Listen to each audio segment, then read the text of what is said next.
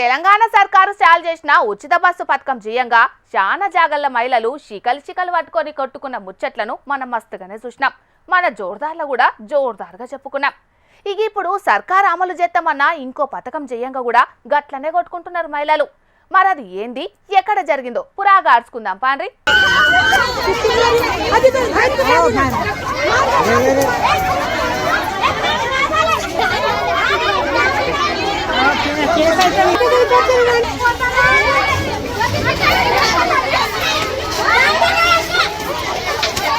Osh నీ కథకున్న వాడేతు నిజంగానే శికలు పట్టుకొని కుదించుకుంటా కొట్టుకుంటున్నారు కదా. అయినా ఇట్లా కొట్టుకునుడుకు సర్కారు అమలు చేసే పథకానికి ఏం సంబంధం ఉన్నదంటారా? కొట్లాట సురువైందే ఆ పథకం కోసానికి. ముచ్చటేందంటే చేతిపాటి లీడర్లు ఎన్నికలకు ముందుగాల మహాలక్ష్మి పథకం కింద మహిళలకు 2500 రూపాయలు ఇస్తామని చెప్పిండ్రు కదా. ఇక ఇప్పుడు సర్కారు ఈ పథకాన్ని అమలు చేస్తున్నది. అది కూడా పోస్ట్ ఆఫీసుల కాతున్నోళ్లకే 2500 రూపాయలు ఎత్తారని ఎవరో పుకాలు బుట్టించటాలకు మహిళలంతా ఇట్లా పోస్ట్ ఆఫీస్ బాట పట్టిండ్రు. నిజామాబాద్ జిల్లా కేంద్రంలో ఉన్న పోస్ట్ ఆఫీస్ కు ఖాతా ఓపెనింగ్ చేయమని ఒకటే పారి బొచ్చడంత మంది మహిళలు ఆధార్ కార్డులు పట్టుకొని వచ్చేటాళ్లకు ఇట్లా లొల్లి సురువైంది.